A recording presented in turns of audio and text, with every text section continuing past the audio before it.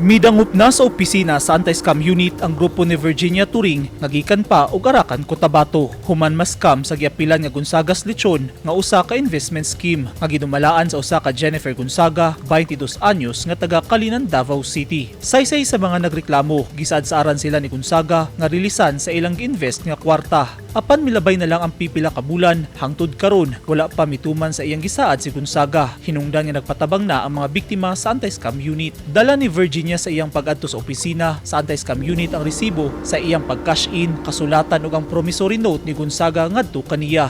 Kay daghan na kaayo ang iyang gisaad sa mga. So karon bisan gani din sa Anti-Scam mo gid siya ni support. Wala among gusto gid siya nga maabot gid siya kay aron may istorya na mo gid siya unsa gyud iyang plano sa amo ang kwarta. Ang ingon niya sa amo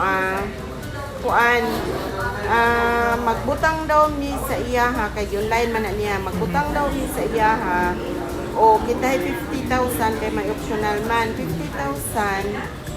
So, inibalik niya 100,000. So, January 28 unta ang release sa amoa. Wa jud siya ning hatag. Wa siya nagpakita. Dili mo reply siya konteksan. So, daghan siya galibay.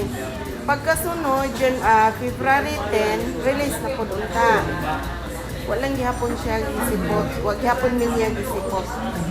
Sige na lang siya saad-saad. So, gasto kayo sa amoa sa bangan.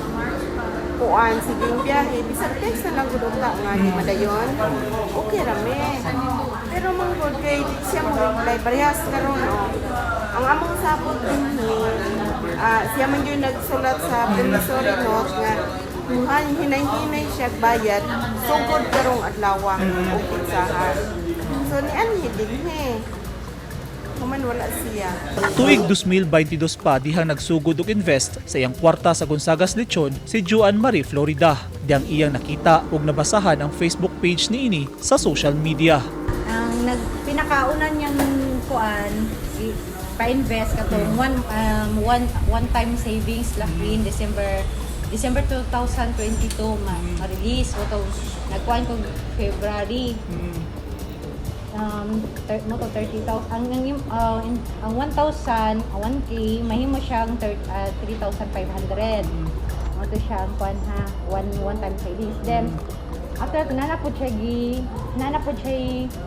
another kuan na po gi-share na po sa ihang ano nga 30% monthly save lock in monthly 30% share kato nakadawat jud ko ato every month tapos napud to lahi pud to ang 20% monthly nya hantod nagaano po ko ganahan lagi kay nakadawat man ko every month tapos na po siya weekly ang weekly naman 20% ang magbutang ka og untahay 20,000 ang kuan mo ana ang weekly nimo sa 20,000 after 1 month or 2 months mo diha na ka magdawat og kuan o kanang 20%.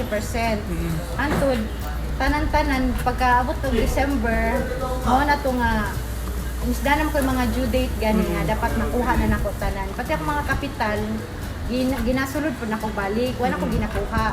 Mar ginaruling lang nako akong kwarta ba then pagka November mo na to nag-start na siya nga di na siya naka-release. Di lang pud ako daghan dai ni. Matud ni Joan, ana sa 420,000 pesos ang iyang na-invest nga kwarta kang Gonzaga nga hangtod ron nagulat gihapon nga mabalik ang iyang gikapital nga kwarta. Nahulog man gud kuan sir, nahulog man gud kanang ang mga share pud nako nga ginadawat na kuan pud nga kanang gisulod pud na pagbalik. Mga actually gamay ra man pud akong kapital pero na kuan man gud gisulod man pud ako balik gud murang nahulog nga wala ko nakuha. Kay gisulod man ako balik. Ya dili pa jud tanan ako ang nako ko mga friend yan. Giabay pud sa kuha. Yang karon ako naulaw ako na mahimong naipit kay Daling giaksyonan sa Davao City Anti-Scam Unit ang reklamo batok kang Gonzaga ug ipatawag dayon nila kini sa ilang opisina. Sumala kang Simplicio Sagarino ang head sa Anti-Scam Unit nga ubay-ubay sab ang naagni ug nahimong miyembro ni Gonzaga nga pulos dunay mga reklamo batok sa Gonzaga's Lechon. Dugang ni Sagarino nga misaad si Gonzaga nga iyang bayaran ang iyang mga nabiktima. Kaning naaron diri nga mga tao rin sa mua nagpaabot din sila sa katong respondent. Kato ilang pailan og kaso regarding anang kuan ka nang niingon mo gud sila nga mo makikita siya karon kay mobayad sa ilaha. Sunod karon naana sila lain ba sila nga lugar. Di ni sa usa lang ka lugar. Lain nga lugar ni mo to nanganhin taon gud ni diri sila. Pero kay naunsa man nga kani katong kung ang respondent kanang wala man mo sipot taga Kalinan to si Ma'am Jennifer Gonzaga minbes ka sa iya kang tagaan sa kuan murag kuan sir ba kanang litson kana lagi murag mag-invest ka sa iya murag dungagan ni atong imuhang kuan murag pila to ka percent yang mahatag sa imong money kung mahatag kag 100,000 kato murag mo mga 35% ba itong bulan ihatag sa imuha.